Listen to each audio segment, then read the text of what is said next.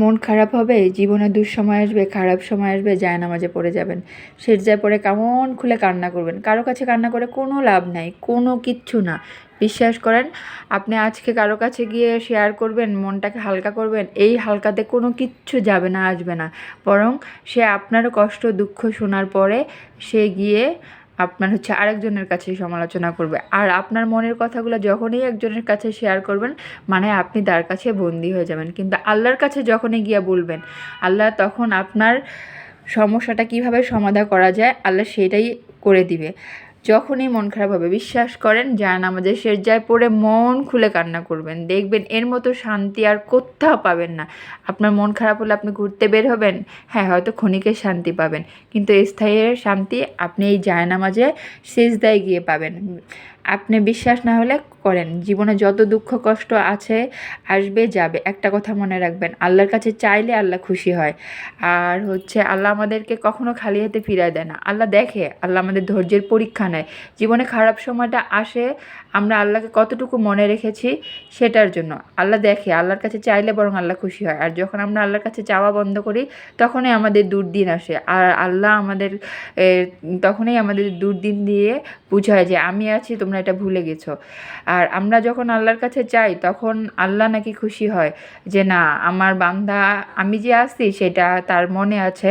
আর আমরা যখন আল্লাহর কাছে চাই না, তখন আল্লাহর কষ্ট পায়, তখন নাকি মন খারাপ করে যে আমি আমার বান্দাকে এত কিছু দিয়েছি যে সে আমার কাছে চাওয়াই বন্ধ করে দিছে, মানে সে দুনিয়াদারি নিয়ে ব্যস্ত হয়ে গেছে। তো আল্লাহ কখনো যদি আপনাকে কষ্ট দেয়, খারাপ দিন দেয়, তাহলে সব সময় মনে রাখবেন যে আল্লাহ আপনাকে ভালোবাসে, এবং সেই ভালোবাসা থেকেই আপনাকে দুঃখ কষ্ট দিয়ে আপনাকে আরও মজবুত করার জন্য, আপনার ইমানটাকে মজবুত করার জন্য আপনাকে দুঃখ কষ্ট দিয়ে এটা খাঁটি একটা মানুষ তৈরি করে, খাঁটি একটা ইমান তৈরি করে। এটা নিয়ে কখনো নিরাশ হবেন না। আর মন খারাপ হলে বিশ্বাস করেন, নামাজ পড়বেন, আল্লাহকে ডাকবেন, দেখবেন এর মতো শান্তি আর কোথাও পাবেন না, কোথাও না। একদিন, 2 দিন, 3 দিন, তারপরে এত মিরাকেল আপনার সঙ্গে হবে যেটা আপনি চিন্তাও করতে পারবেন না। এটা আমার সঙ্গে অহরহবার হয়েছে। আমি যখনই একটু নামাজ কালাম কম পড়েছি, আল্লাহকে স্মরণ কম করছি, তখনই আমার জীবনে কোনো না কোনো কিছু আসছে। এইটা আমি আমার বাস্তব জীবনে অনেকবার প্রমাণ পেয়েছি। বিশ্বাস করেন, তারপরেই আমার মনে হয় যে আমি ঠিকমতো নামাজ পড়তেছি না, বা আল্লাহকে স্মরণ করতেছি না, সেই কারণেই আজকে আমার এই কষ্টটা হয়েছে। হয়তো মন খারাপ হয় ক্ষণিকের জন্য, পরে বলি এটা আমার প্রাপ্য ছিল, কারণ আমি আমার প্রাপ্যটুকু আল্লাহকে দেইনি। আল্লাহ তো আমাকে দুনিয়াতে পাঠিয়ে দিচ্ছে পরীক্ষা দেওয়ার জন্য, কিন্তু আমাকে তো সেই পরীক্ষায় উত্তীর্ণ হতে হবে। উত্তীর্ণ হতে হলে কি হবে, আমাকে ভালো কাজ করতে হবে, ভালো গুলা করে আল্লাহর কাছে প্রমাণিত হতে হবে যে না, আমি আল্লাহর খাঁটি বান্দা, আমি আল্লাহর একটা ইমানদার বান্দা। তো যাই হোক, অনেক কিছু বলে ফেললাম। যদি ভুল কিছু বলে থাকি তাহলে ক্ষমার দৃষ্টিতে দেখবেন।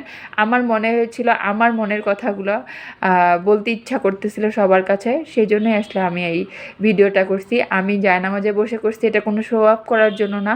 আসলে আমি এত বেশি শান্তি পাচ্ছি, সকাল থেকে আমার মনটা অনেক বেশি খারাপ ছিল, যেটা বলার মতো না। আমি অনেক ধরনের কথা শুনি, কারণ আমি একটা সিঙ্গেল মাদার, আমাকে অনেক ধরনের কথা শুনতে হয়। আর আমাদের শুনতে শুনতে দেখা যায় নিজেকে স্ট্রং রাখি, অনেকবার ভাবি যে না, কারো কথায় কান দিব না, কারো কথায় মন খারাপ করব না।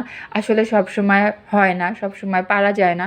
আর যেহেতু মানে আমাদের সমাজে ডিভোর্সি মেয়ে বলেন, বিধবা মেয়ে বলেন, এদেরকে আমরা খুব ছোট করে দেখতেই পছন্দ করি। আমাদের সমাজটা এভাবে চলে আসছে।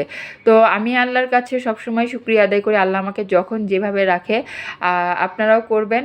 আর আমি এই মুহূর্তে নামাজ পড়ার পরে, মানে সকাল থেকে মনটা অনেক খারাপ ছিল, অনেক কান্নাকাটি করেছিলাম, কিছু কথা শুনেছিলাম, সেই কারণে কিছু কান কথা মানুষে বলেছে, অনেক ধরনের কথা যেগুলো আমি ধারের কাছেও যাইনি বা সেগুলো আমি করিও নাই। কিন্তু তারপরে মানে কান্না করতেছিলাম, তারপরে মনে হচ্ছে না, এই কান্না করে তো আমার লাভ নেই, আমি এখন নামাজ পড়বো, আমি এখন আল্লাহর কাছে কান্না করব, যেখানে কান্না করলে আমার কাজে লাগবে। তো সবার যদি ভালো লাগে আমার কথাগুলো, তাহলে এভাবে ভালো চোখে দেখবেন, আর যদি খারাপ লাগে তাহলে প্লিজ ইগনোর করবেন। ভালো থাকবেন সবাই, সবার জন্য অসংখ্য ভালোবাসা এবং দোয়া থাকলো। আল্লাহ হাফেজ।